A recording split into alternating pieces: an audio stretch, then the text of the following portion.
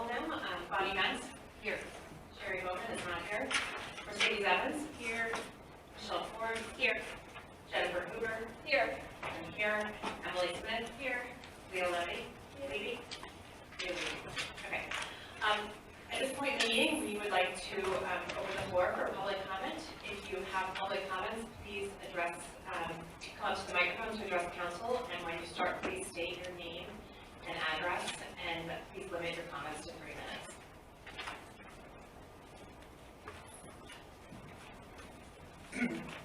Good evening. My name is Eugene. 1 second. I think we might need to turn on that microphone. It's on. Is it on? You just Okay. have to adjust it. Okay. Just speak closer to the microphone if you wouldn't mind. My name is Eugene Pepinsky, P-P-I-S-K-Y. I'm Sandy. We live at 333 North 25th Street, Borough.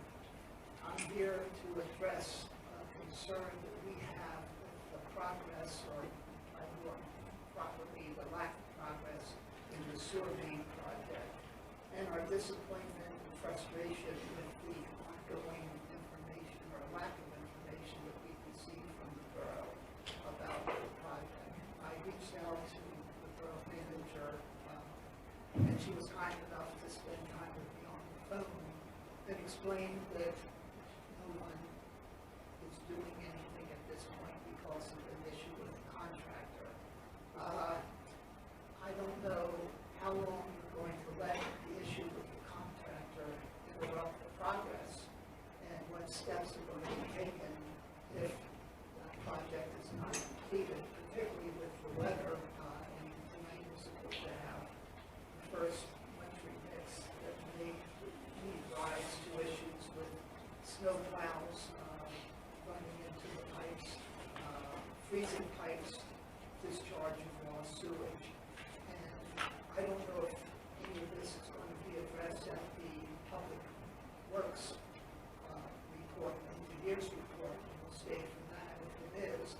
But how can we get a timeline that we can rely on? And more importantly, there are only 5 property owners whose driveways abut the east side of North 25th Street. The whole North 25th Street is affected by the blockage of traffic, but there are only 5 of us who have driveways where the pipe goes underneath it. There's a cabin and it's not covered all the way. And so, in addition to safety concerns, we need to know information. We need to have, like I said, there are only 5 of us that could be contacted when something occurs. We were led to believe that the project would be completed by October, and we only found out that the project had started when we looked out the window and saw our driveway being excavated. So I think there needs to be timely communication with the property owners, and if the borough manager is to be authorized to send out, if only weekly, where it stands. But I would like a timetable of how long we're expected to wait until the project is completed, at least insofar as our portion of North 25th Street. Thank you for your comment. Mike, do you want to address this now or during the Public Works report? I can do either, whichever you're referring to. Joe, okay, well, since the Public Works Committee is one of the first committees, we'll address that issue during the Public Works comment. Thank you for bringing that up. Other comments?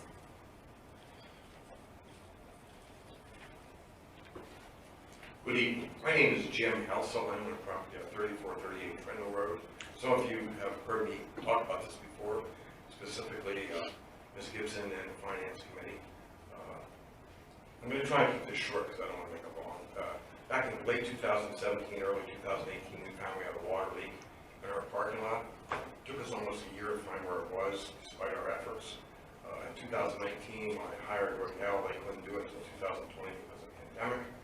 It was fixed in 2020, and I have a timeline. All the times I tried to get the borough to meet with me or call me or talk to me, I said, now this finally the Finance Committee, Ms. Gibson did one time. She was sympathetic and said she had no authority to make any decision. I met with the Finance Committee in March of this year, didn't hear a word until December of this year about what they thought. And then I got a letter saying they were going to place a lien on the property at the end of this year if I didn't pay the full bill. Let me start by saying, I know I owe the borough money, there's no question about that. My problem is that the water goes through a meter, and then you bill based on the sewage, based on that water usage. But I can show you factually, the PA Water Company bills and amounts, when the break occurred, and when it was fixed, and how much it went from one number to the other number and back. So that whole time, it never touched your sewer system, which has been my argument from the beginning. If it went into our building, I'd say, you're right, I'm wrong, I have no obligation to, you have no obligation to even listen. But in this case, the water went through the water meter, which means I owe the water company money, but it never got to your system because it never got into our building until the water line was fixed. That occurred in 2020, June of 2020, and I've been trying to get back and forth with you folks since that time, and we've had a bunch of, I have letters where I've said, I have heard back from you, I've made phone calls, nobody calls me back. Ms. Gibson finally called me back after I met with the Finance Committee in March. I didn't hear a word, like a letter saying you're going to be now have a lien on the property. I respect the way the system works, but I think there's a moral side of this too, and that is, let's face it, the water didn't get into your system. So you're charging me for a lot of sewage that never got to you folks, or to Campbell Borough's sewer system. And that's really my argument here. It's not whether the water went through the meter, it went through the meter.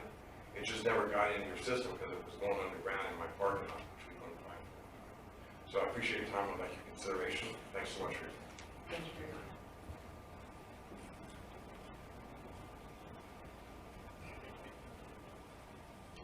Hey, how are all of you? Good to see you again. Reed Nixon, 2811 Fairview Road. A couple comments. First off, after sitting through the last one, I understand that you guys are going to bring something up about a firework restriction. And I implore you to not do anything with that. That's a restriction on celebration, and we don't need cops involved in people's celebration. Like, that's just not what we need, is cops being called out when people are just trying to celebrate. The other thing I wanted to bring up, and this is not something that'll get brought up until next year, obviously, but you guys passed a trash proposal with a single bid. That's a dereliction of duty. Like, I mean, you gotta at least get 2 bids. There was no talk about trying to reduce it. It increased by 15% without any talk about doing something like getting rid of like plastic recycling that we know that doesn't work.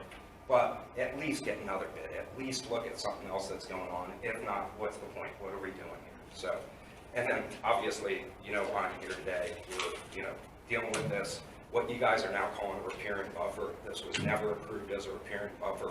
I appreciate if you guys stop calling it a riparian buffer until this council approves one. So, like I said from the beginning, the first time I got up here, nothing done properly or legally needs to be lied about, and they've been lying to me the whole time. This was never to be cut every other time. It was never to be cut twice, you know, every other month. They're literally, in the language that they're saying now, is to be, the perimeter is to be cut twice a year. That is a far cry from being cut every other time. The EPA never told somebody to do it, and it was never approved correctly. There's a culture in this borough that needs to be corrected. So on May 13th of 2020, the council approved the installation of 108 trees. Those 108 trees were to be put in a non-specific 100-yard area by the Conneaut Creek, period. In that, it was said that the trees would be maintained, just the trees, not the land, just the trees would be maintained in a way by the environmental club. That is in those notes. No mention whatsoever of a riparian buffer. No mention of a riparian buffer. And so it was just the trees, not land maintenance of that. Giving maintenance of land over to a private entity risks the forfeiture of that land underneath squatters' rights. I don't think we're going to get anywhere close to that. That's a 10-year period, but it's a 10-year, and you start to, you have the potential of risking that. And the benefits of any buffer down there do not outweigh a manicured park. If you don't know what the benefits of a manicured park are, you need to come down and talk to me. I've reached out to each one of you. Those replies were insufficient in every single way. And again, prove my point that these are lies that were going on to install a riparian buffer. I appreciate your time. for the rest of you, you need to come down and talk to me down by the creek sometime. Nothing's gonna happen until spring, I get that, but this is far from done. Thank you very much, see you next. Any other comments? Okay. The next item on the agenda are president's announcements, and I would like to come down to the floor for this first announcement.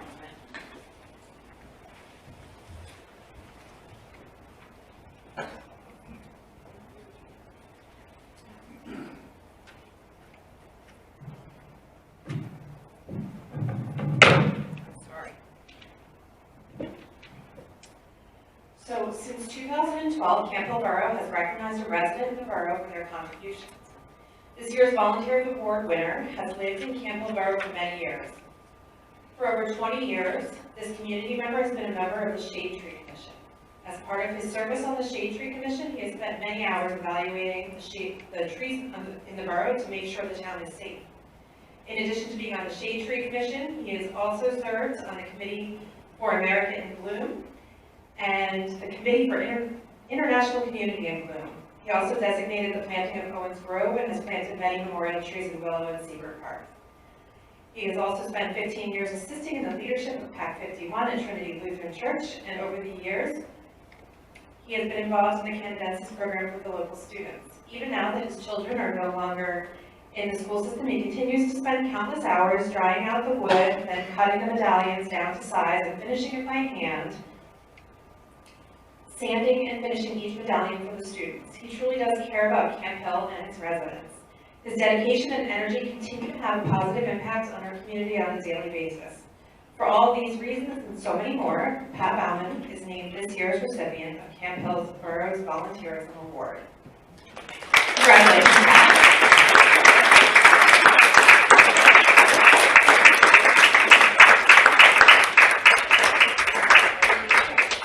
Picture of us.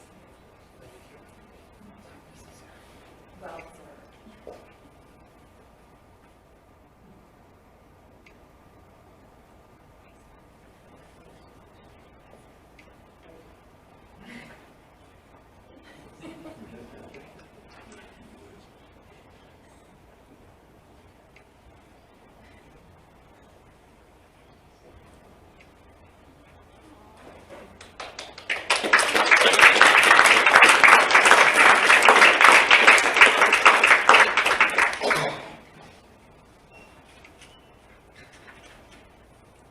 Thank you. Thank you, Pat, for all you do for the community. It's very well deserved. That is all I have under announcements. So we will now go ahead and begin with agenda approvals. We have a consent agenda, which includes the approval of the meeting agenda, minutes from council and committee meetings, and the treasurer's report. Is there a motion to approve? second. Any discussion, modifications? All right, all those in favor of the agenda approvals, please say aye. Aye. Opposed? Okay. We will move on then to the manager's report.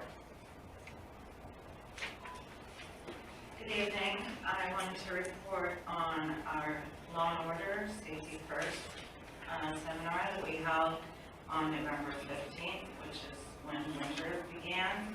On that particular night, about an hour before the event started. So nevertheless, we had about 50 attendees.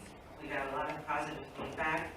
Thank you to our staff, the school district, the Campbell School District, the East Pennsboro Police, District Attorney McCormick, and the Cumberland County Forensics Office for the participation in our really cool event. I'd also like to welcome Leah Levy and Alex Badgerin, who are two new student representatives. They were pleased to spend some quality time with me. I gave them lots of reading material and a couple crash courses in local government planning and management, so I'm sure they're going to keep reading that over their holiday break. The easels in the hallway have to do with the Cumberland Boulevard pedestrian walkway improvements project. This is a grant-funded or partially funded project that has been in design for 3 years. Projects move extraordinarily slowly. And you'll see if you take a look at the drawings, it includes sidewalk and ADA ramp improvements at the intersections of Logan, Freshwater, Country Club, Preston Road, North 27th Street and North 21st Street, plus LED lighting upgrades in both pedestrian underpasses. So we're really glad to have the funding. We actually got additional funding to make additional improvements through the HATS Regional Transportation Program, and we will be requesting temporary construction easements from several property owners near the intersections, and we hope to begin construction whenever PennDOT feels like it, or in spring of 2023, leading into summer 2023. But we're welcoming public comments at this time, so take a look at those drawings in the hallway.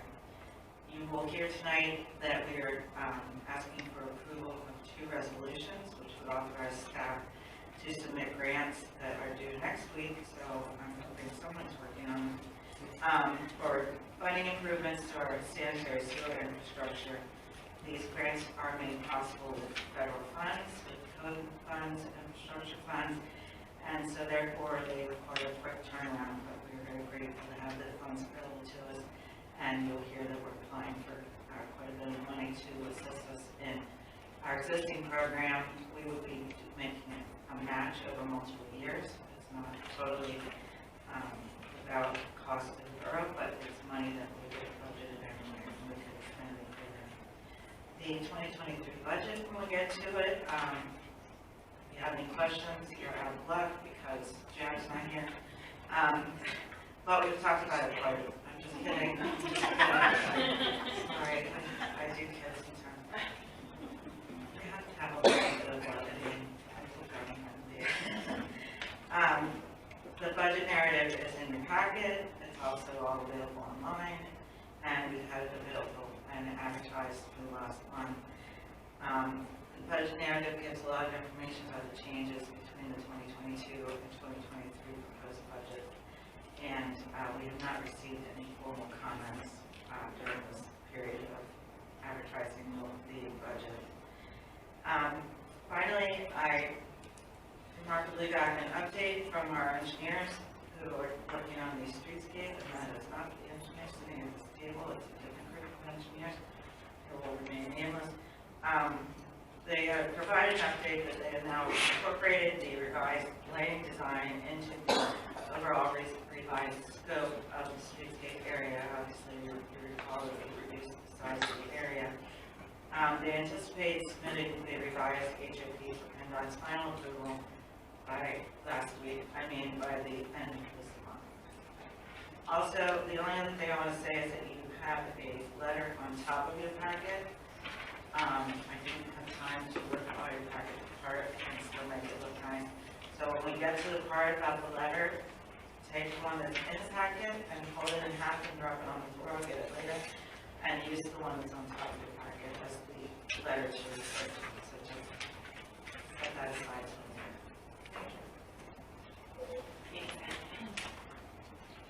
Okay, reports of committees and board liaisons, public safety. We'll start with the mayor's report. Mayor's on.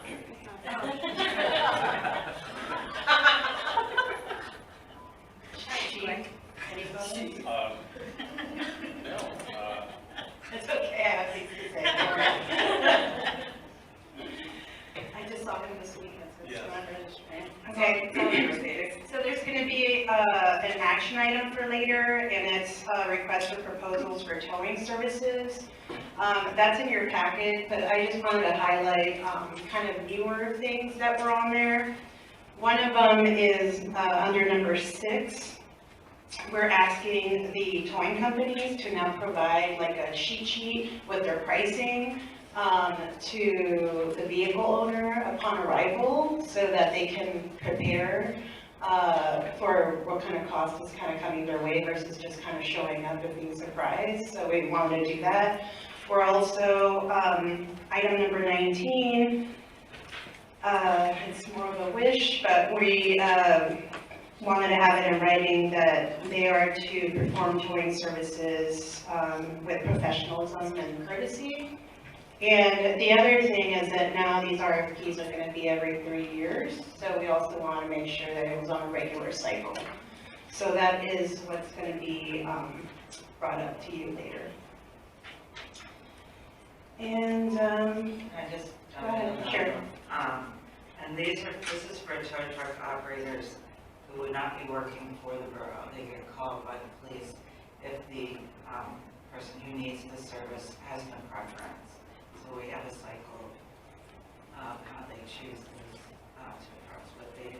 So it's not the same as an RFP for services for the borough. It's just to identify town services for individuals who have no preference. So if they have AAA, they just take care of the truck on their own. That's okay. Yeah. as long as it's within a reasonable amount of time. Yeah. If it's gonna be 45 minutes, then we're gonna call. So it's sooner than that.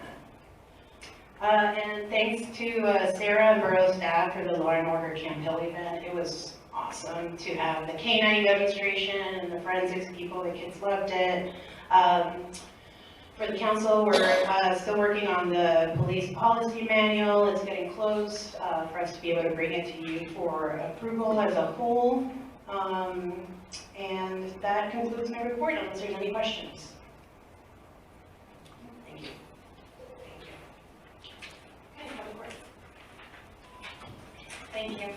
The Public Works Committee met on December 6th. We have 3 action items before us this evening. Those will be approving a resolution to apply for the grant money through the PA Small Water and Sewer Grant Program that Sarah spoke about, as well as another resolution to authorize her to apply for $1 million through the other H2O program. And I can talk about those grants. They are federal ARPA grants made available to the Commonwealth Finance Authority. And then also, before I turn it over to him, we will be considering the utility fee rate increase letter to which Sarah referred. So again, before turning it over to Mike, that letter before us, we discussed it both in the Public Works Committee as well as the Finance Committee. We thought it appropriate to notify residents of the upcoming rate increases. As you may recall, last month, the Borough Council did award the trash contract to Sole Bidder Penn Waste. Going into that contract and those conversations, we had sought out as best we can how to reduce those costs, whether it was reducing the volume of trash, going to automated services. We did address recycling, so we did, with all good intent, trying to reduce costs as best as we could, but unfortunately, due to the demands upon trash haulers and recycling requirements that are imposed upon us by the borough, we are limited in so much that we can do. So that being said, the letter that we intend to mail to residents would be going out early January. In the meantime, we would be posting the information on the website. But it would inform residents that the trash contract increase would be occurring with their second quarter utility bill. And as was mentioned last year, those rate increases with regards to trash and recycling would commence in the beginning of April 2023. Residents would pay $87.81 per quarter, and then again an additional rate increase in 2024 and 2025. It is a 3-year agreement with some options to extend through 2027, and there will also be a low volume service or paper bag, $89 a bag or $216 for 24 bags. But generally, the services that Penn Waste provides will remain consistent in almost every way.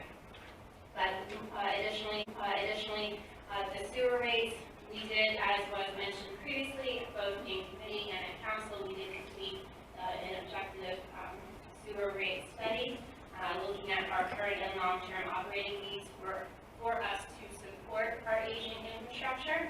And that study concluded that it would be wise for us to increase sewer rates by 15% in 2023 so that we could continue to have an adequate cash flow to support our needs and help us stop drawing down our reserves for that purpose. So likewise, the letter will inform residential, non-residential, and institutional users, defined as churches and schools, that their rates will go up. residential users will pay a fixed rate of $180 per quarter, plus 35 cents per 100 gallons of metered water above 6,000. So again, as is now, there will be a fixed rate and a volumetric rate. And then similarly, the rates would go out for non-residential users up to $280 per quarter with a similar volumetric rate increase. And then the institutional users, again, that we to date have defined as school districts and churches, they would similarly pay the residential user rate. And they will see that increase in the first quarter of 2023. So, any other questions or comments on the letter? Yes. I just wanted to make a comment from Mr. Nixon, that we actually did have several different companies come to the opening session that Sarah held, 4 different waste companies, and we only got 1 bid. So, And it's also not unlikely to have a sole bidder. So again, that's the letter before us. We hope it's in its final form. We've had to take some tweaks just to make sure all bases are covered. But then I think, is that on this agenda, us approving the resolution? the letter. No, the letter, but to approve the sewer resolution. It'll be the ordinance to authorize passing a resolution Is that under mine or is that under planning. planning session? Okay. So to implement the fee, we will need to adopt a resolution next month. So.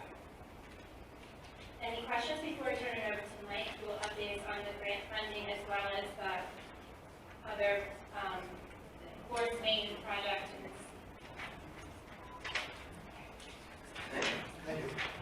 I hope you bear with me, I've lost my voice today. I was not coming, so I'll do my best to make good use of the microphone. Since the last meeting, the 2022 paving project has pretty well reached completion. We've done a punch list inspection and gave a few cleanup items to the contractor, which they're working through. They've submitted a pay application. They will probably have another one next month. We're basically looking to close out the contract next month.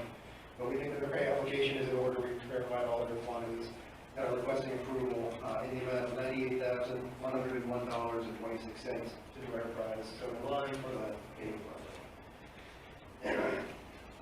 For the sewer pump station project, enforcement line in 25th Street. We've had some trials and tribulations with the contractor. I think you're all pretty well aware. We've talked about that for a month or two. The contractor was not successful in their first attempt to line the pipe in 25th Street. They weren't successful in their attempt to remove that failed liner. They ultimately had to dig and replace, put in a new line. Shortly after that, they hit us with a very sizable change order. We requested backup information. We reviewed that backup information, and we don't agree with it. We believe that that change order was justified. We took another tactic of having them trim down the amount of work that they were going to do. And said, give us a change order to do just that piece of work, and that would be to line the pipe just under cover the roller, and then be done with the project. We received that change order on Monday, and it's just as difficult to swallow as the first one was. We talked to Lee and his team today, and this evening we sent a letter to their bond indicating that we plan to declare them next fall. So we're looking to schedule a meeting with their bond company between now and December 23rd to see if the bond company can basically exert some influence on the issue to get the job done. Or if not, we may have to cancel the project for cause, and that brings about a few other steps that we can do in order to get somebody else in to complete the project. If the bond agency can compel the contractor to complete the work, or if we cancel their project for cause, I think either one of those situations would have the bypass line removed from 25th Street. The contractor's not going to want to pay to keep it there. We don't know the timeline yet. It's going to depend on how it goes to the bond company. So that's where we stand as of today. Just a little background on why we elected to go this path.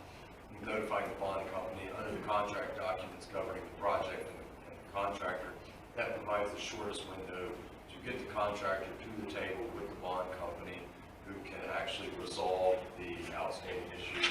They can either they can force the contractor to do the work, they can hire hire a different contractor to do the work, or they can provide us the money to get the work done by another contractor.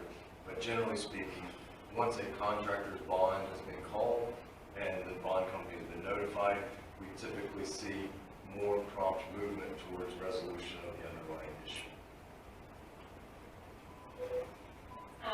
Before you move on to the grant funding subject, well, two things. First, with regard to payment, I don't see the payment application as an action item. So broadly content with that. For Lester and Julie or whomever who provides the project update, so for the resident who spoke about this subject, we do have a project update section on our website under Public Works, so if it's appropriate or if there's additional or new information that we can put there with regards to the project, that would be helpful. May I ask, are property owners not entitled to be informed of the ongoing progress of the issue? I spoke with Sarah, this was Monday, and this is more information she was able to provide, but we still are entitled to know. Yeah, I could just jump in here. A lot of this has been developing, and it's like you said, just today, this decision was made. So really, we haven't known anything other than the contractor was failing to do what they were supposed to do. And so now that we have our next steps, is hopefully we'll have some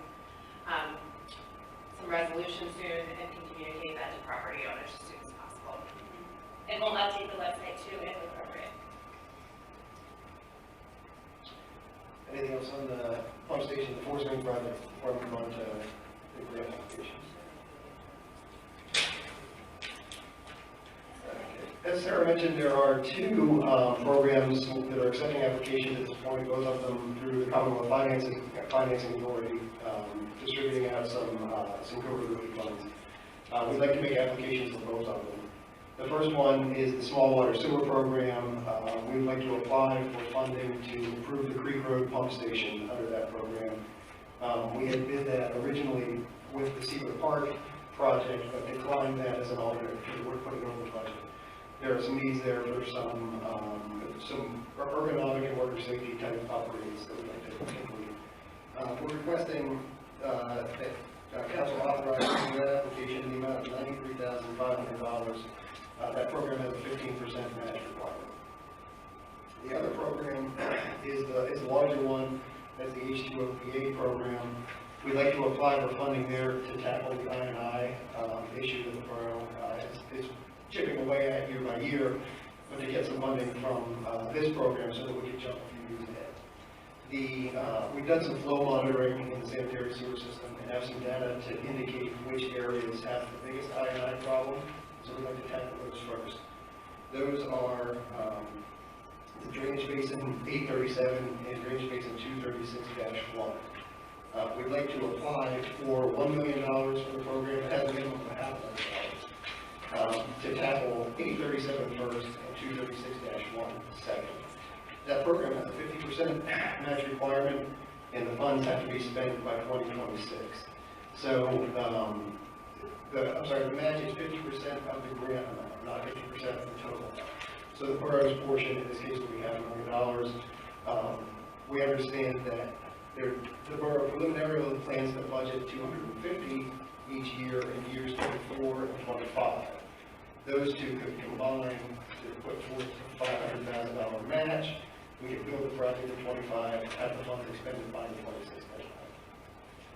So if the borough would like to proceed, we would request approval of resolution C to apply to that program as well. Any questions? There's two resolutions. Yes. Two separate resolutions. I guess just lastly, not to have Mike speak any more than he has to, but hopefully we've made some progress. I think we've made some progress today in the last week or two with regards to the Cedar Park High Conscious, our very good natural wildlife of mussels. Yes, we have. We got some support from State Rep Kim's office and Main Street Hall are endangered species question. So we're submitting the permit application to DEP and we're proceeding getting the documents together. Thank you. more information in our meeting packet, and our next meeting is Tuesday, January 3rd.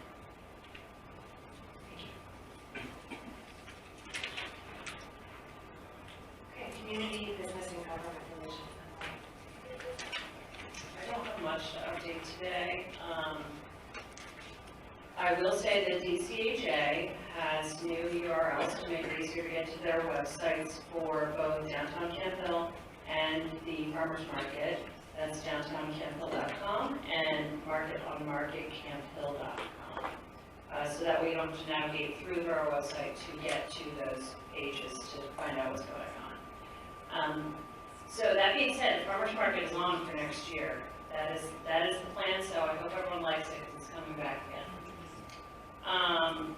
DCHA had a successful Candy Cane Walk on November 20th and was able to partner with the Recreation Department for a successful community tree lighting during the Twas the Night Before event on December 8th.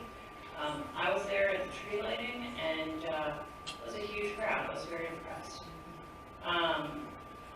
So 2023 events on the docket are Spring Fling, Camp Hill Art Walk, Harvest Hop, Candy Cane Walk, and Twas the Night Before. So everything's on the list. There's some new businesses that hopefully will have the first quarter of 2023. Chef de Crepe and what is it called? Highway. I don't even have it on my list here. There's a brewery coming to 1801 Market Street in March, I think. April, May, who knows? That is all I have. Any questions? Okay. Mercedes, Great, thank you. The Parade of Lights for Toys for Tots was a huge success. Audrey, our Recreation Director, told me that the Marines find our event to be one of the most successful. There were 64 boxes of toys that were collected, and thank you to all the volunteers and the Centric Bank for their sponsorship. Emily brought up the holiday tree lighting. Thank you to the Camp Hill Women's Club and Camp Hill Lions Club for their donations towards the lights. And there were approximately 300 people at the tree lighting, which was pretty great. And the holiday home decorating contest ended today. And thanks to Blooms by Vickery for the donation for the first place prize. All right, so we're going to have one action item for Parks and Recreation, and that's going to be considering the adoption of revised pool membership policies and regulations. So under the swimming pool policies and regulations document, it is item number 3. The policy changes a non-resident pool membership restrictions from limits on geographic area to limits on the total membership passes sold. Any individual may purchase a season pass for the pool with fees set at various rates depending on the type of membership and location of the residence of the individual. So that's related to the action item. And then I have the last holiday market subcommittee report. The event was a huge hit. Yay. It was awesome, very successful. We had over 1,000 people attend, maybe 2,000? Yeah. And our goal was 1,000, so it was very successful. We got great feedback from vendors, from attendees. People were stopping us. We're like, this is so cool. So it was really, really awesome. And we even had vendors requesting the same space for next year.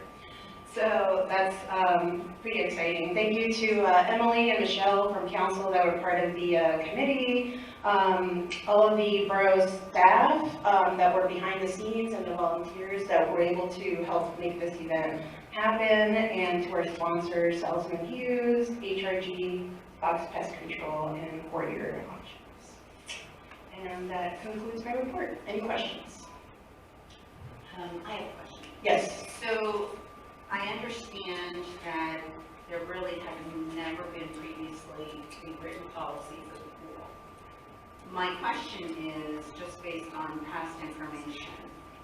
It specifies here that instead of limiting the geographic areas, the total membership passes sold will be limited to for non-residents. Do we know what the number was that was allowed for non-residents previously? It was not capped in the past, but it was very consistent in terms of how many passes were sold. It was like a little under 500.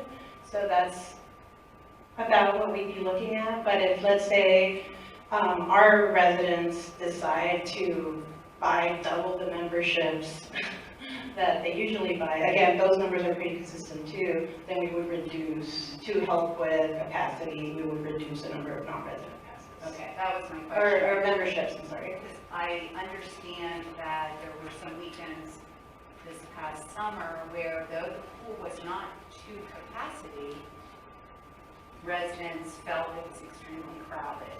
So my concern with opening it up geographically, we are not going to know what those numbers are going to be. So my concern was if it's at 500, if we're getting complaints about crowded situation, because the crowdedness, a lot of it has to do with there's no place to put your beach towel or something.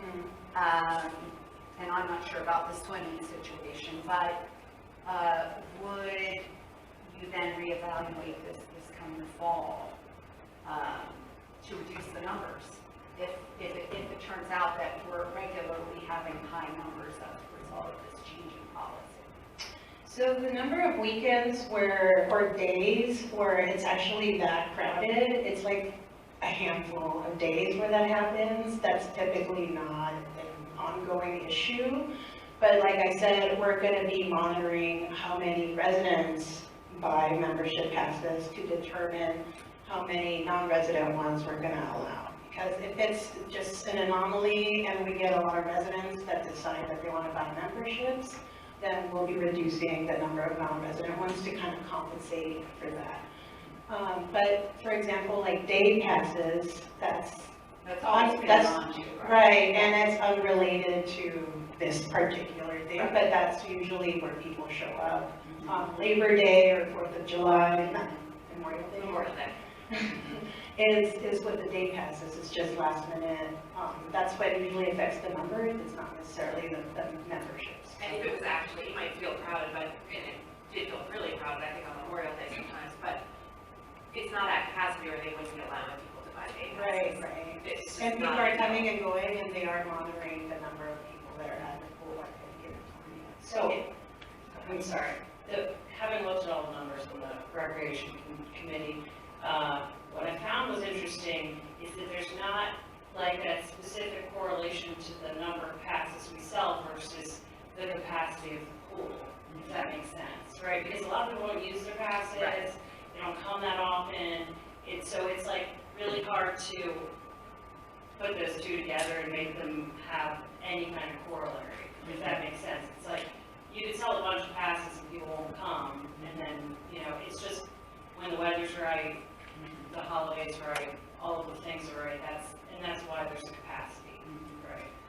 The other question I had, and the reason I'm asking these questions is, number one, because we don't take any grants for the pool.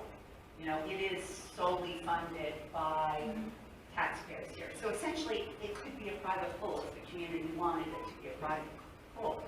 So my question is, I assume we are not under charging what the majority of pool memberships would be now beyond our surrounding area. The non-resident membership pass is it's twice what we charge a resident. Okay. It's very high. Okay. Okay. So we wouldn't be under what other municipalities are So- charging. For the most part, it would be cheaper for a person in Carlisle to be being a member at their own community pool, is what you're telling me. Okay, that was my question. I'm just. No, thank you for your questions. No, thank you. Appreciate it. Okay.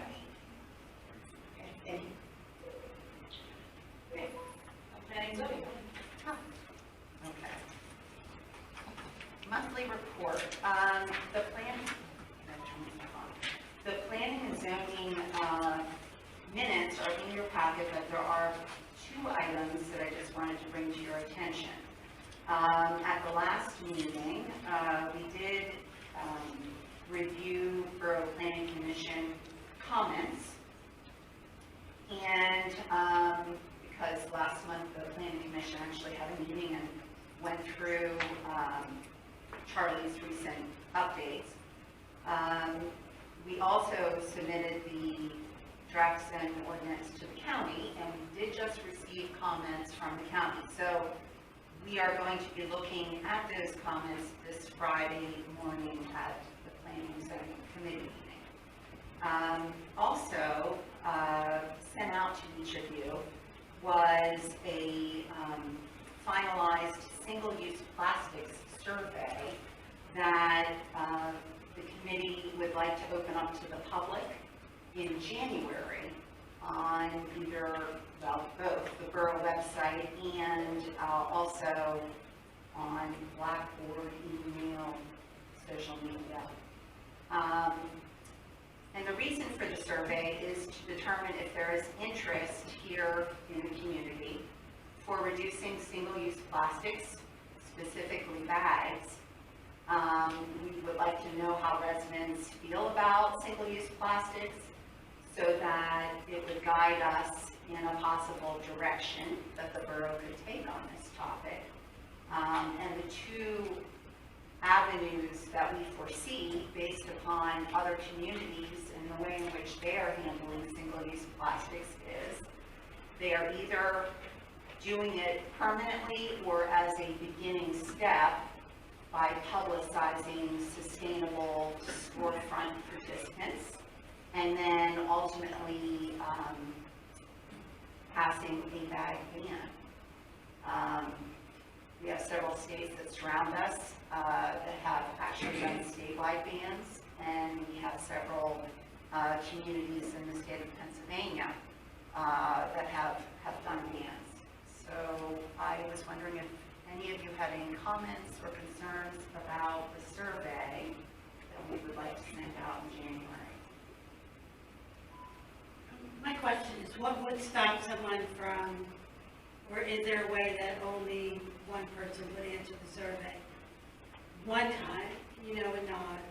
And let's say if I had a particularly strong view and wanted to just, is there a way to limit that or regulate? I don't know the answer to that question. It's not particularly, I think people can ask for people's contact information to ensure that they live in the borough. I don't feel like it's, that contentious an issue that people should have any problem sharing their contact information.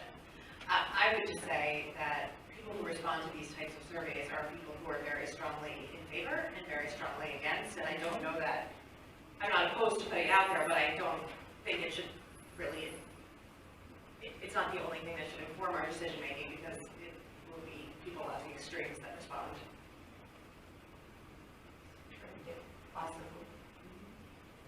I don't consider myself an extremist, but I am curious. Not that you're extremist, that people who have people on the extremes that they're definitely against bag bans or for bag bans, regardless of any extreme, nothing about extremism, just extremes of their opinions about bag bans. But to be clear, this is just to get a feeling, not yet determined the exact path or routes that we. And we may not take a path at all. It is to get a So feel. remind me, so when is the survey, when would the survey go live and how long would it be available to people?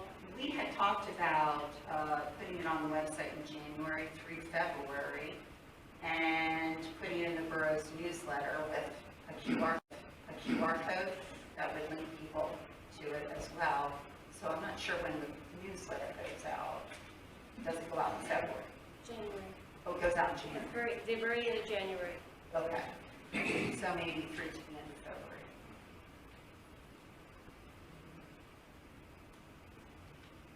So it's interesting to me.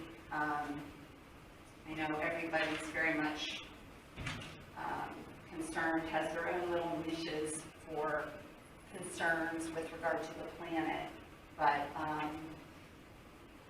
I guess maybe this is my little niche.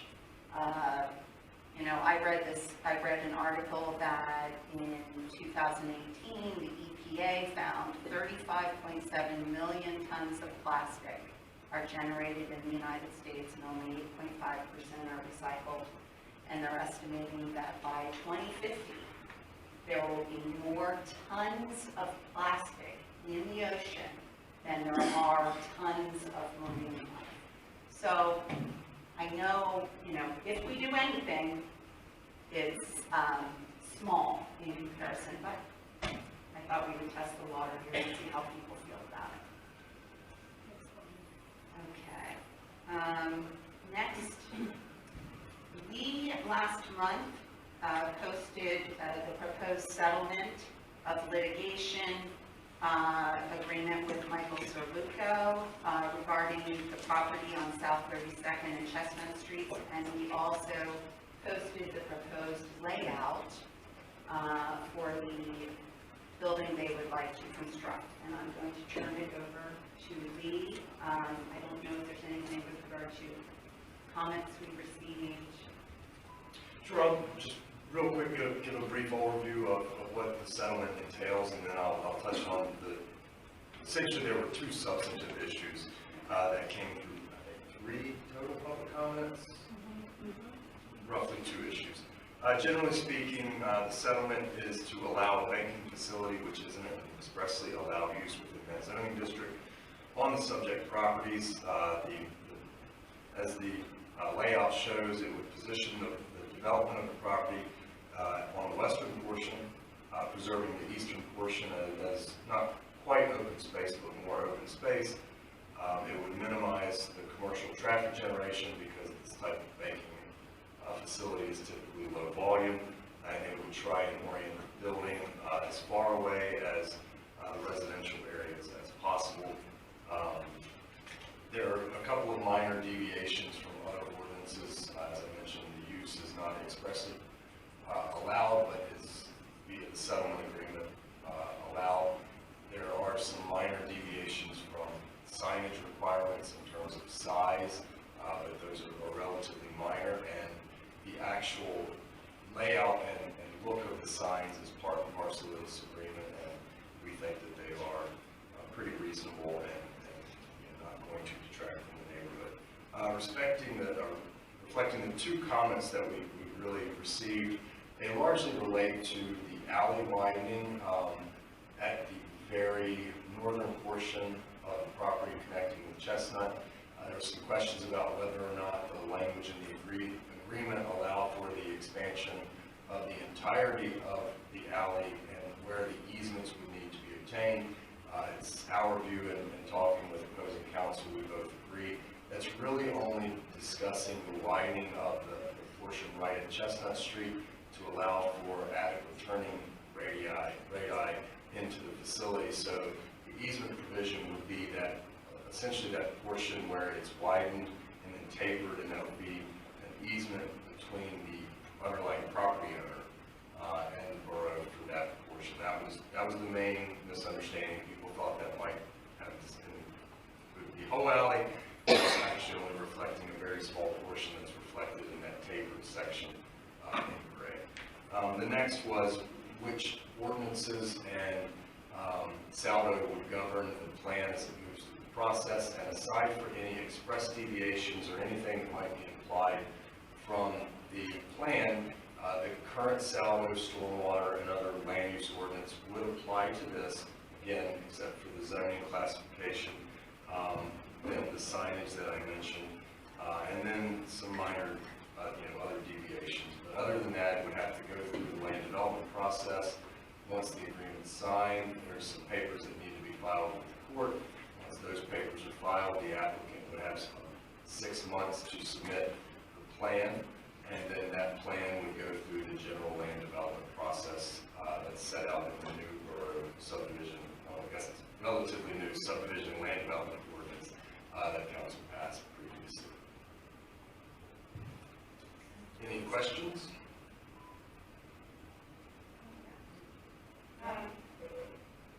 So when we began conversations about the settlement agreement, it was and that's still the case, but now that one case has been finished in the Supreme Court, there's still the outstanding zoning validity challenge of the change. So can you talk to us a little bit about that and what are the benefits, again, of this agreement as it relates to what you said? This would be a less intensive use than what would otherwise be allowed on that corner? Very, very good question. So as you're getting into the weeds a little bit, but there were essentially 2 land use appeals that were filed with respect to this property and with this property owner. That gives us a vehicle to settle the land use appeal and with some deviations from the zoning provisions. The main land use appeal was the Chick-fil-A land development plan that was recently denied by the Supreme Court. However, the borough subsequently revised zoning and the applicant challenged that zoning. That case has been sitting in the Court of Common Pleas in Cumberland County for 2 years. The risk to the borough is if that case is decided against the borough's interest, we would have some potential heartache we have to deal with. Whereas here, we're avoiding that uncertainty, we're avoiding the cost, again, for a use that is less intense than other permitted uses on that corner. In addition, one other side benefit is that by doing it this way, the agreement has some language that provides Borough Council with control over future use of the site if it's no longer used as a banking facility. It could also be used to limit future uses on the site that are more intense than what is being proposed here. So all in all, we think that it's a much less intense use than what was originally proposed, but it's also less intense than what could be there otherwise. Under the NDRO1 Correct. And then, so to that point, so then, so long as it is zoned NDRO1, and or as long as we have conditional use approval over future land development, our level of concern that it will turn into something else in the future should be low or high? It should be, well, it could be turned into anything that's allowed, which we wouldn't be able to prohibit on any other parcel.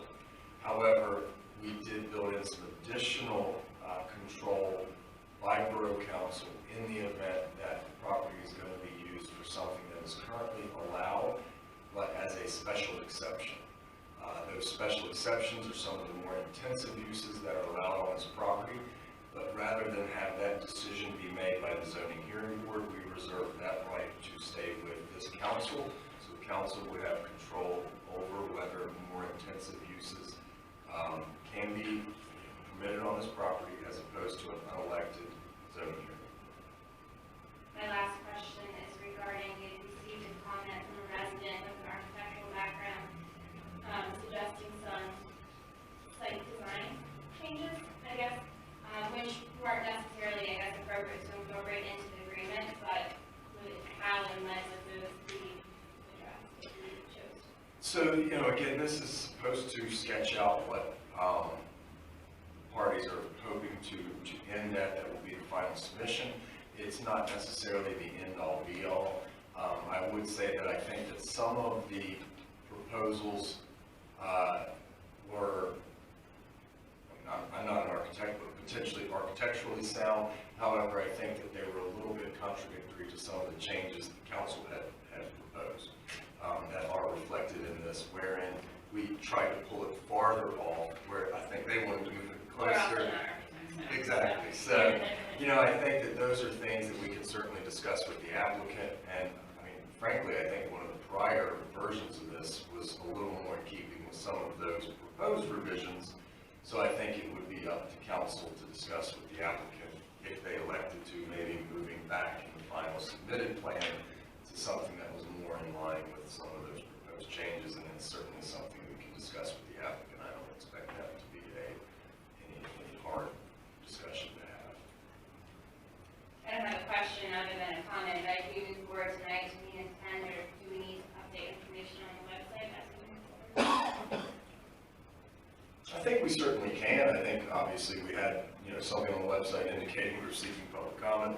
Once this gets approved, executed, we can provide sort of a little more, short form detail as here's what's going to happen next, then, next steps, then this, and just talk about maybe continuing to update that area of the website as planning commission meetings, future borough council meetings, things like that.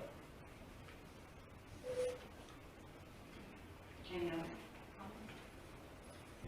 Okay, next item, amendment to chapter 113 of the Borough Code relating to the ignition, discharge, and use of consumer display fireworks. The proposed amendments to chapter 113 were advertised this past month for public review.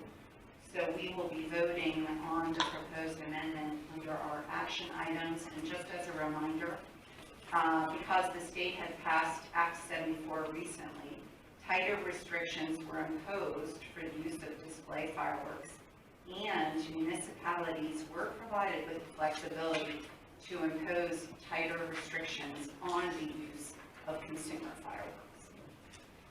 So we incorporated both of those into our ordinance. Any questions? Comments? Okay, and then next, discuss the easement agreement with Kent Hill School District for improvements to, it says to the building located on the borough property. The building is a shed, storage shed.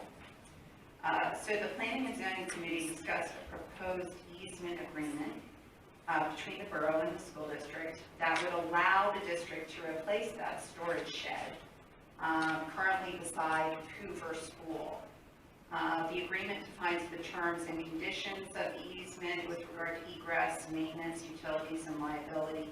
And if council approves tonight, it would be in effect for a term of 5 years, starting retroactively on October 1st, 2022, and would automatically renew for additional terms of 5-year periods after September 30th, 2027, unless either party would provide written notice to the other to terminate at least 180 days prior to the renewal date. So the Planning and Zoning Committee does recommend approval of the easement. Okay. Any questions on that? Okay. Climate Action Plan report. We did have a meeting this past month on November 30th. We were discussing Tier 1 and Tier 2 climate action objectives to reduce carbon output. And during those conversations, we were discussing types of building enhancements that could be done that would reduce the CO2 equivalent outputs. The committee agreed they would like to see 10%, well, this is a goal, 10% of residential rooftops in the borough with solar by 2030. And we ended up in a discussion about, well, how can we attain that goal? We discussed how important it will be to make sure the borough provides communications regarding any grants that are available, the affordability aspects of it, the costs and cost savings, and any credits. And then regarding commercial solar, the Messiah University representative talked about the concept of energy benchmarking. And he said that there's this concept that, for example, if the borough would require industries, companies in the borough to report their energy usage, and if we publicize that information, that sometimes not only their awareness of, let's say the Canfield Mall, their awareness of how each individual retail store is utilizing electricity, and the publication of that information, it would result in potentially social pressure, where the public is like, wow, you know, they are using a lot of energy, it's creating a lot of carbon output, and they themselves would want to be in the forefront of becoming more green. So he said it is surprising how just something that simple, publicizing information, can gain steam toward reducing carbon output. So we were discussing various ways in which we can maybe take action to help achieve goals. And it's the action part that will be the most difficult to reach goals. So we're working on it. We also discussed how energy ordinances that the borough might in the future pass could be used to improve energy efficiency in house additions, major house renovations, and new buildings. But the Messiah University members of the committee will have a final draft of the proposed climate action plan for the committee to review by January 9th. And then the Climate Action Committee tentatively plans to present the plan to council on March 8th and hopes that by May, they might be able to obtain approval by council. Any questions? Just in the meantime, Bonnie, in addition to coming to council to present, there will be a public engagement, informative discussion. Well, I think the discussion was that it might be all in one. I'm not sure if we're going to do it separately. I didn't have it in my notes. Sorry. I thought it was. Is it separate?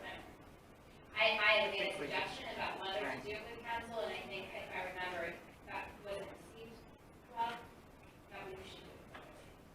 I don't know. We'll get back. We can do more than There one. we go. Yeah. Education. Yeah. So, and then last item, visit B City, yes. This Thursday at 4 o'clock will be the next B City committee meeting, so if anybody's interested in attending, it is open to the public. The committee has been busy developing a timeline for education and in turn for public involvement and engagement. At this week's meeting, the committee will begin developing their first newsletter for the end of January, February for a newsletter.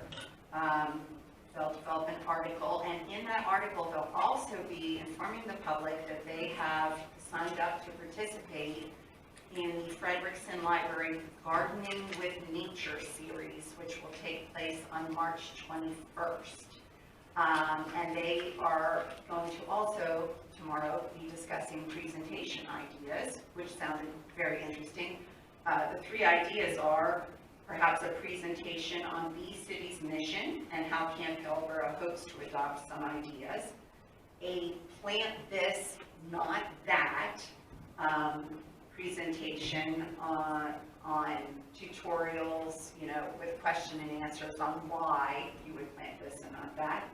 And then as a possibility, because we actually do have a chef that is one of the leaders on the committee, an idea was cooking with pollinating herbs, something that would connect people to the things that they are growing. So to date, the plant list that benefits pollinators is being finalized, along with a bookmark that will contain the plants that can be passed out at borough events. And spring events might include a possible seed or plant exchange. The committee also, this is exciting, has a goal of designing a pollinator garden around the clock out here outside Borough Hall.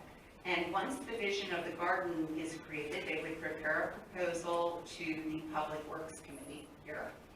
The idea is that an installation at Borough Hall will provide a very public example of a pollinator-friendly garden that utilizes native plants and herbs. And the committee would be responsible for maintaining the garden as well. So again, we need resident involvement. After the groundwork has been laid for public education, the committee plans to be ready to present a Bee City resolution to council for approval in June of 2023. And along with that official approval in June, the committee hopes to either organize an event for Pollinator Week, there's actually a Pollinator Week, is that nationwide? Okay, in 2023, or they will set up an educational table at next year's Stormfest, because one of the requirements of being a Bee City designation is to host at least one pollinator education event per year. So, that's it for me. Any questions? It's official, Sarah. What's official? Stormfest, 2023. Oh, sorry. Well, but what I was gonna say is, they wouldn't have to do that. I mean, I'm not saying we're not doing Stormfest, but they're gonna do an educational session just by the presentation at the library, so. Sure. But this group is kind of on fire, so They just are. get out of the language calling. But yes, I think we'll be okay with Stormfest next year, but we'll press that in January. Okay, personnel policy and procedures. So in the packet is the notice of meetings for borough. It'll be an action item for the next part. And we still have volunteer opportunities for Board of Health, Civil Service, Human Relations, the Vacancy Board, Planning, and let me know if I'm going too fast, Planning Commission, Stormwater Authority, and the Zoning Hearing Board. If anyone would like to further add it, you can do that on the website. Just one quick question. I know there was some feedback about the information that was available on the website. So I don't know if that's been updated as far as the depth of information as it relates to the roles and responsibilities to the volunteer or of the group, so they have a better idea before they actually. Okay. We did a good job. Thank you. Finance Ray.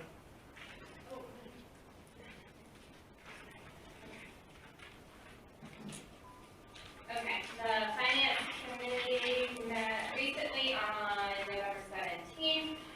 Before us tonight are a few action items, and let me see, I have multiple papers.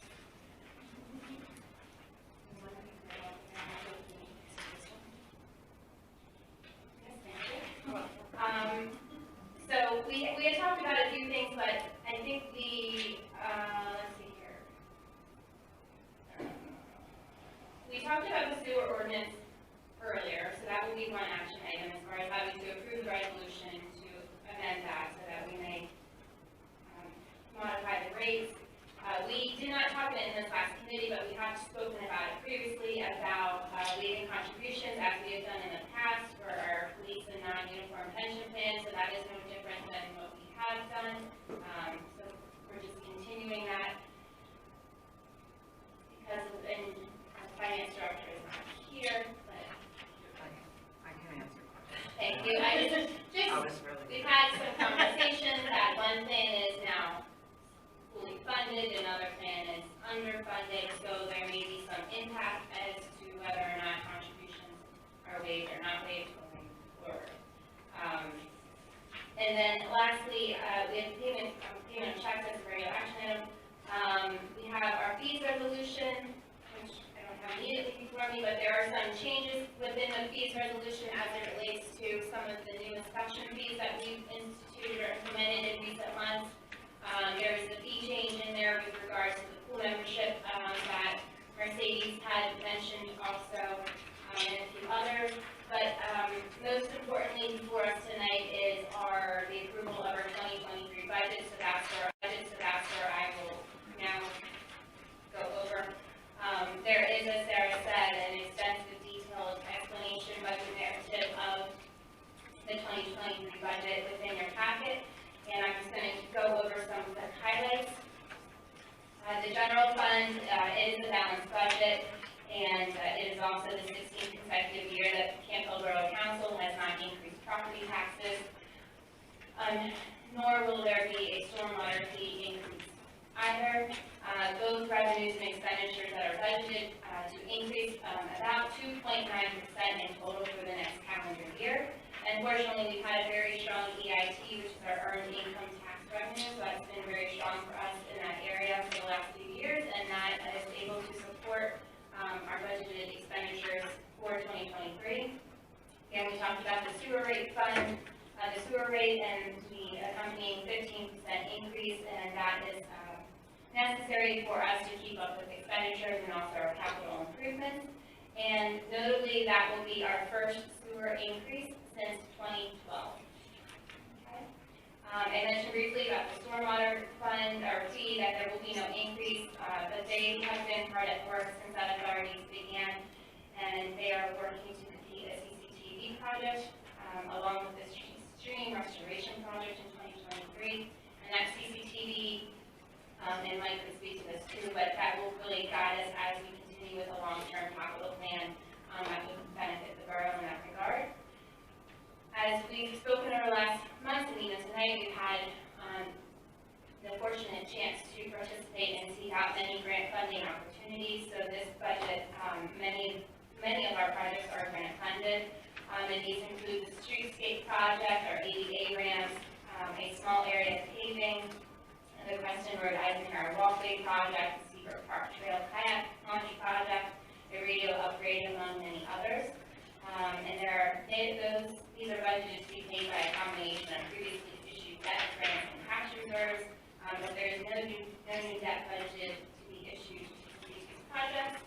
And then finally, with regards to some of our other funds, the pool fund is budgeted to have no increase in 2023. And the pool fund is scheduled to receive a $20,000 transfer from the general fund in order to break even for the year. I think in terms of pools, that's very good and nearly self-sufficient. The waste fund will have an increase of about $25 per customer, as we discussed in our rate utility letter. That will come out in the second quarter of 2023. That contract, as was stated earlier, was publicly bid, but unfortunately, as we stated, because of the pandemic and some other cost increases on our haulers, those costs have gone up significantly. And then finally, with regard to our liquid fuels fund and our cemetery fund, the liquid fuels fund is budgeted to have a quiet year, and it has a good amount of reserves for future paving projects. And then the cemetery fund has very little activity in it, and it's budgeted to have a slight loss in 2023. So that is a very quick, high-level overview. Many more details are in the packet, and I think that's all. Are there any questions?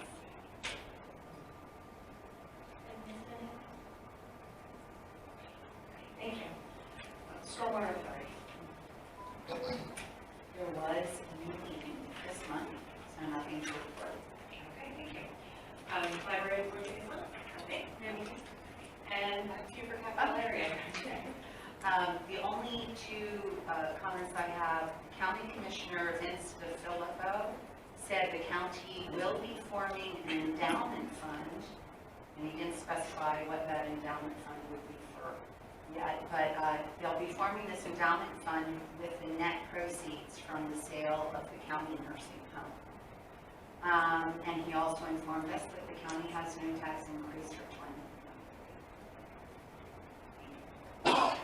Okay, we've now reached the second period of public comment. We ask that if you have public comments at this point, they're limited to the items for which we're about to take action. And if you have comments about that, you can come up to the microphone, state your name and address, and limit your comment please to 3 minutes.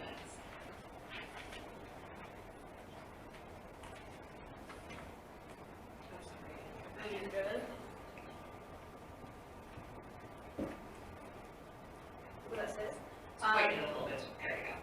My name is Bradley Hawkins. I live at 303 North 23rd Street. I am a Canfield member of the pool. I am there 5 days a week during the summer. I'm a competitive swimmer. I'm currently swimming at Gettysburg College, and I've done a whole semester project on access to pools. So death by drowning is disproportionately affecting minorities, in large part due to access to pools. So each year there's 4,000 fatal drownings, about 11 deaths per day, and 8,000 non-fatal drownings, or 22 per day. It's the most likely cause of death for toddlers, and is the second highest cause of death for teenagers. But groups are being affected by this issue at massive rates. Drowning rates for Black people are 1.5 times higher than the rates for white people, and Black children ages 10 to 14 years old drown at rates 7.6 times higher than white children. This unequal distribution of burden between groups is appalling, and it can be traced to historic patterns of unequal access to pools due to racial segregation and barriers to membership for the Black community. This historic pattern, it's not history. It's actually being perpetuated at the Campbell Pool. From the U.S. Census, Harrisburg is significantly more impoverished and has a lower median income than any other borough currently allowed membership to the pool. And most importantly and most relevantly, it's at least 50% more diverse than any other township currently allowed membership. Harrisburg is geographically closer to the pool than some areas currently allowed membership, but they don't have a community pool, unlike others who have a pool like Hampton. This is a definition of de facto discrimination, something that has often come up in courts, with rulings consistently favoring the defendant. The few cases around the country of recent de facto discrimination rules, judges consistently rule against the pool owners. So 64% of Black Americans can't swim, and only 40% of white Americans can. So USA Swimming Foundation found that if a parent does not know how to swim, only 13% chance that the child will learn how to swim. This continuation of the unequal drowning rates in children is continuing to continue due to inequitable access to safe swimming areas such as Campbell Pool. Thank you for giving people the chance to break the cycle and for voting to open up membership to everyone, regardless of race or socioeconomic status, because everyone deserves to know how to swim. Thank you. Thank you for your comments. Any other comments? Thank you. We will now move on to the new business, public safety. I'd like to move to authorize issuance of request for proposal for towing services. Is there a second? Second. Okay, thank you. We have a motion and a second to authorize issuance of requests for proposals for towing services. Any discussion? Okay, all those in favor, please say aye. Aye.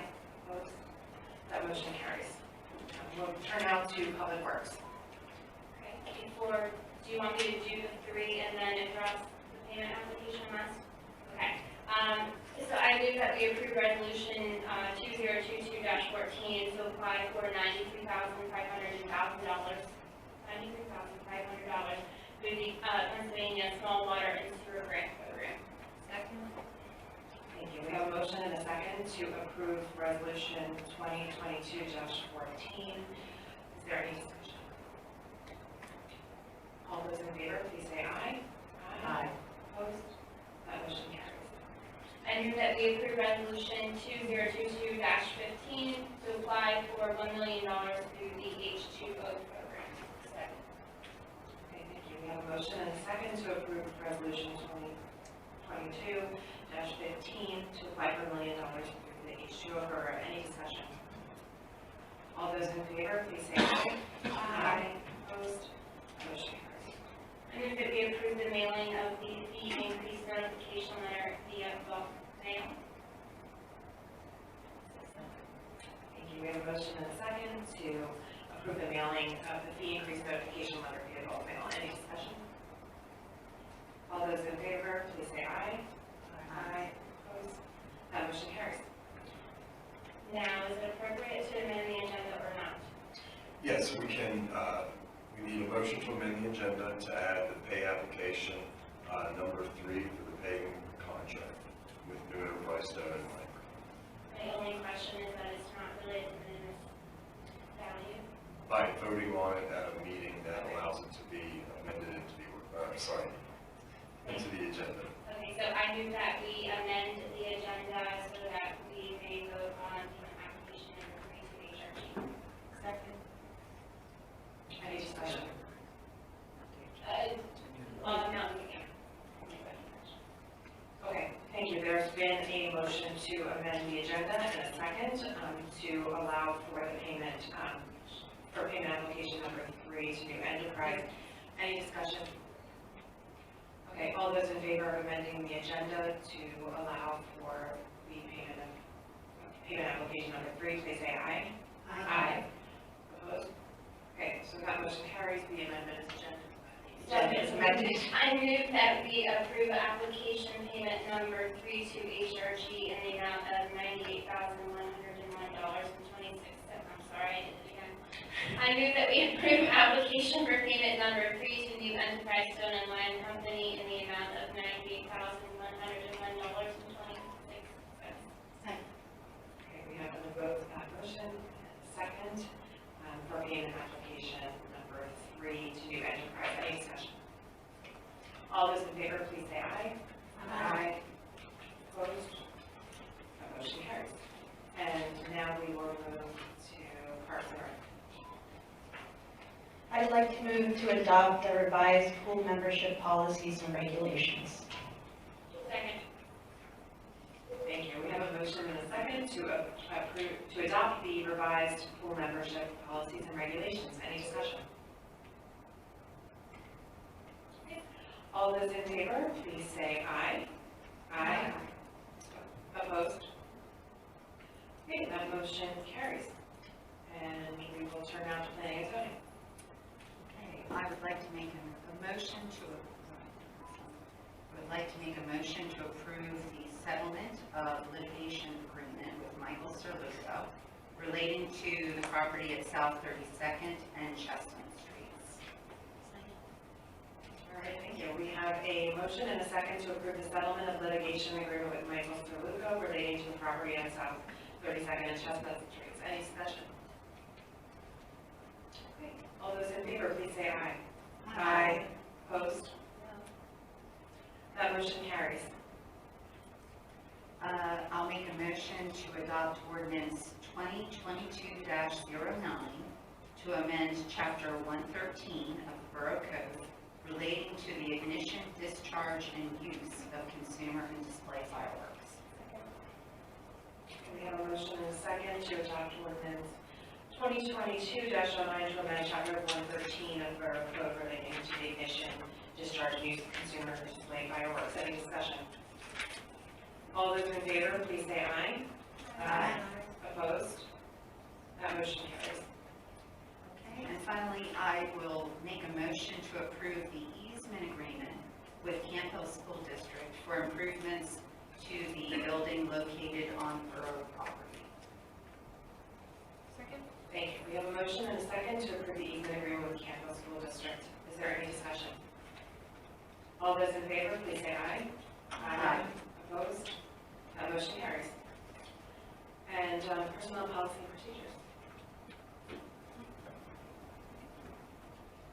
I'd like to make my motion to approve the 2023 meeting schedule. Okay, we have a motion and a second to approve the 2023 meeting schedule. Any discussion? All those in favor, please say aye. Aye. Opposed? That motion carries. I move that we advertise 2 ordinances to waive contributions to police and non-uniform pension plans. Is there a second? Second. Okay, we have a motion and a second to advertise 2 ordinances to waive the contributions to police and non-uniform pension plans. Any discussion? All those in favor, please say aye. Aye. Opposed? I move that we advertise the ordinance to amend chapter 168 of the Borough Code in relation to sewer rental fees. Second. Okay, we have a motion and a second to advertise ordinance to amend chapter 168 in relation to sewer rental fees. Any discussion? All those in favor, please say aye. Aye. Opposed? Okay, that will be advertised. Next. I move that we adopt our 2023 budget. We have a motion and a second to adopt the 2023 budget. Any discussion? All those in favor, please say aye. Aye. Opposed? Our budget is adopted. Congratulations. Thank you for all your work. I move that we adopt our 2023 real estate tax resolution number 2022-16. Okay, we have a motion and a second to adopt 2023 real estate tax resolution 2022-16. Any discussion? All those in favor, please say aye. Aye. Opposed? Motion carries. I move that we adopt our 2023 fees resolution number 2022-17. Second. Thank you. We have a motion and a second to adopt the 2023 fees resolution 2022-17. Any discussion? All those in favor, please say aye. Aye. Opposed? The motion carries. And the last motion of the evening. I move that we make payment of checks in the amount of $497,713.42.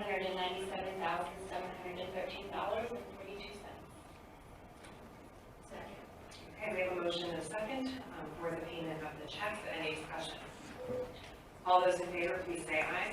Aye. Opposed? That motion carries. All right, and we have reached the third period of public comment. At this point, if you have public comments, they Heat pumps are great down to a certain temperature. It's more efficient if you use a hybrid system where when the temperature drops to below that temperature, your furnace kicks on. Just so remember that, because I have a fairly new gas furnace, and I was already talking to my brother about going to a hybrid system. He works in the HVAC industry. The other thing too is if you can give me any information about solar. I was actually going to talk with a representative in the next couple of weeks about putting solar on my roof, and if there's any incentives or tax breaks that are coming up, I'd love to know about. Thank you. Thank you. Any other comments? Okay, we will move on then to closing remarks by council. Just again, thank you so much to borough staff for helping with the miracle on 24th Street last year. Thank you for the truck, Julie for the website, just for everything. Just it was a great success. Thank you. Yeah, I want to add on to that and thank everyone for helping and being involved and for the Miracle on 24th. And it was really great to see how many talented neighbors we have. So it was awesome. I just really enjoyed everyone's participating. I was there. I enjoyed it too. I thought it was great. And I just want to say that it's been a good first year with all of the new council women. So I appreciate working with you. Yeah, just thanking Mercedes and Michelle and Emily for making it was your great job. So appreciate the initiative and hearing it out and making it a success for them. And then lastly, the first meets on January 3rd and finance will meet on January 26th. I'd like to echo everyone else's comments about Miracle on 24th Street. All the help we got was awesome, but Mercedes should get all of the credit for doing 95% of the work. Even if I did a bunch, she did way, way more.